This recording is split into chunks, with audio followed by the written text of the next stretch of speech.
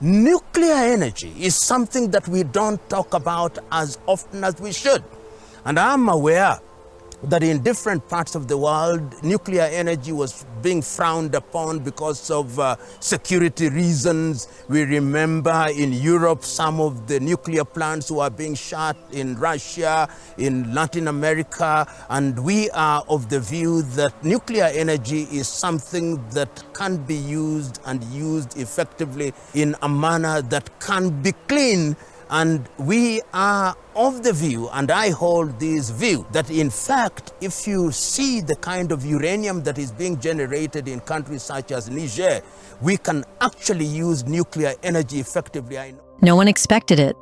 No leaks, no warning. Just one sentence that sent shivers from Addis Ababa to Washington. Ethiopia will now move to nuclear power equal in scale and significance to the Grand Renaissance Dam. Those were the words of Prime Minister Abiy Ahmed, calm, deliberate, and devastating to an old order that had never imagined hearing them. Within hours, reports surfaced of emergency consultations inside the White House, the Élysée Palace, and EU Commission offices in Brussels. No, Ethiopia wasn't building nuclear weapons. There was no secret enrichment facility. The panic was for something deeper, something political. For the first time in modern history, an African nation had broken the unspoken rule that only Western-approved countries were ready for nuclear power.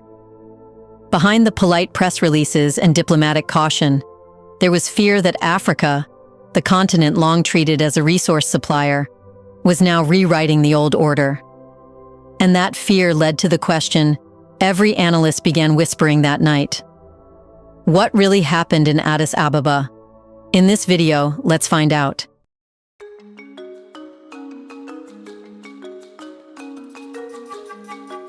It began like a whisper. No parades, no fireworks. Just a calm statement broadcast on Ethiopian state television one September evening in 2025. Prime Minister Abiy Ahmed, standing behind the podium with his trademark composure, announced that Ethiopia would proceed with the construction of 2 nuclear reactors in partnership with Russia's State Atomic Energy Agency, Rosatom. On paper, it was a technical announcement, an energy policy update. But within hours, its echo reached Washington, Paris, and Brussels. Diplomatic cables began flying. Analysts were called into late-night briefings. Somewhere between quiet concern and full-blown panic, the words strategic disruption started circulating through Western intelligence notes. The reason for the shock wasn't just Ethiopia's ambition, it was the symbolism. For decades, nuclear energy was an exclusive club. The United States, France, and their allies had written invisible rules that determined who could harness atomic power and who could not. Africa was always cast in a subordinate role, the world's miner, not the world's builder. But this time, something had shifted. For years, Ethiopia had staked its future on hydropower through the Grand Ethiopian Renaissance Dam, GERD, Africa's largest, a $13 billion colossus straddling the Blue Nile. It was a national dream, a symbol of independence from imported electricity. Yet that dream exposed another vulnerability. The Nile's politics were volatile. Every drought, every regional dispute could darken Ethiopia's grid. Then came a comment that crystallized the fragility. In 2020, then US President Donald Trump casually suggested that Egypt might blow up the dam. A careless remark on American television revealed what Ethiopia had already suspected, that even its sovereign energy project could become a pawn in global politics. Now, even if GERD has officially been inaugurated, Ethiopia's concern remains, especially because it does not want to rely solely on this dam. So, when Abiy Ahmed announced the nuclear program 5 years later, it wasn't just policy, it was defiance.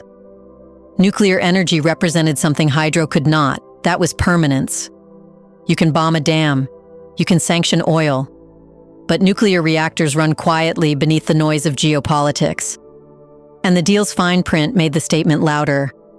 The agreement included 2 1,200 megawatt reactors, full technology transfer so Ethiopia could build as many nuclear power plants as it wanted, local training programs for Ethiopian scientists, and no colonial-style economic conditions. For the first time in modern history, an African state had entered the nuclear age not as a dependent, but as an equal partner. The following morning, global newsrooms scrambled for commentary. In Washington, the National Security Council demanded intelligence estimates. "Who funded it?" asked one aide. "Can it be delayed?" asked another. In Paris, policymakers, already rattled by the collapse of French influence in the Sahel, feared that their last bastion of technological dominance in Africa was slipping. In Brussels, EU officials debated whether Ethiopia's decision violated any nuclear governance norms. Within 24 hours, the phrase strategic disruption appeared in internal memos across Western agencies. But the truth was simpler. What frightened them wasn't radiation. It was a rebellion. For 70 years, the global order had operated on an unspoken hierarchy. Nuclear energy was reserved for responsible nations. That label coincidentally applied only to Western allies. Africa's uranium could be mined and exported, but its energy ambitions were always deferred to someday. Ethiopia had just torn that order apart. 3 elements made the move explosive. First, it was backed by Russia, the same power that had redrawn the military landscape in Mali, Burkina Faso, and Niger. Second, it was financed outside Western institutions. There was no IMF oversight, no World Bank conditionality, and therefore no leverage. Third, it was contagious. Within weeks, Nigeria revived plans for small modular reactors. Ghana resumed talks on a research facility. Kenya began scouting coastal reactor sites. What had long been unthinkable was suddenly plausible, an African nuclear era independent of Western blessing. Before we continue further, tell us, are you enjoying the video? If yes, please like and share the video and subscribe to our channel to watch more videos on Black Africa. Let's continue now. Western commentators rushed to label it reckless populism. Economists predicted a debt trap. Yet privately, think tank analysts admitted the unspoken fear: if Ethiopia succeeds, others will follow. And that, not the reactor, was the true explosion, a psychological one. It shattered the assumption that African countries needed permission to pursue the highest forms of technology. However, to grasp why Western capitals reacted as they did, one must understand how the gatekeeping system worked. Since the mid-20th century, technological power has been policed through an elaborate architecture: export control regimes, financial restrictions, and intellectual property monopolies. It's not written in any treaty, but the message is unmistakable that innovation flows downward, never upward. Advanced sectors like nuclear energy, aerospace, and quantum computing are filtered through what scholars call techno-sovereignty hierarchies. In this unspoken order, the Global South provides resources and labor, while the North provides expertise and patents. Africa's role was fixed: dig uranium, ship coltan, buy fuel rods, import finished products. Whenever African nations tried to break the pattern, they ran into familiar obstacles. Development loans came with conditions: privatize your utilities, cut subsidies, and open markets to foreign investors. Each time, public wealth turned private, and control shifted abroad. Now, Ethiopia's nuclear deal broke that chain. It bypassed the IMF and the World Bank, the traditional gatekeepers, and went directly to a partner offering something radically different: technology transfer. Rosatom's agreement didn't just build power plants, it built capacity. It promised to train hundreds of Ethiopian engineers, create a national regulatory authority under IAEA supervision, and establish nuclear science centers for medicine, agriculture, and research. This was not charity. It was sovereignty training. And to Western policymakers, that was more dangerous than any uranium core. Because knowledge cannot be sanctioned. Once Ethiopia learns to build, others will learn to replicate. The old blueprint of lending, dependency, and oversight was suddenly obsolete. That's why the political aftershocks rolled across the Sahel like thunder. In Bamako, Mali's transitional government issued a statement praising Ethiopia for restoring dignity to African science. In Niamey, Niger's leaders, still battling Western criticism over uranium nationalization, reopened talks with Moscow about using their own uranium to power local grids rather than French reactors. In Abuja, Nigeria's Atomic Energy Commission publicly revived its small modular reactor plan for the 2030s. For the first time in decades, African governments were not reacting to Western aid. They were reacting to each other. Western analysts coined a term for it, the nuclear domino effect. Not in the military sense of proliferation, but in the political sense of emancipation. If Africa can power itself without external financing, the economic leverage that has defined world politics since Bretton Woods will collapse. For half a century, energy poverty made dependency inevitable. Nations borrowed from the same institutions that profited from their debts. Hydropower tied them to rivers and weather. Oil exposed them to price shocks. Solar remained intermittent. But nuclear, steady, dense, and long-lasting, is immune to such vulnerabilities. A single reactor can operate for 60 years, immune to droughts or sanctions. It is, in every sense, the ultimate symbol of sovereignty. That's what Western capitals fear, not a meltdown, but an awakening.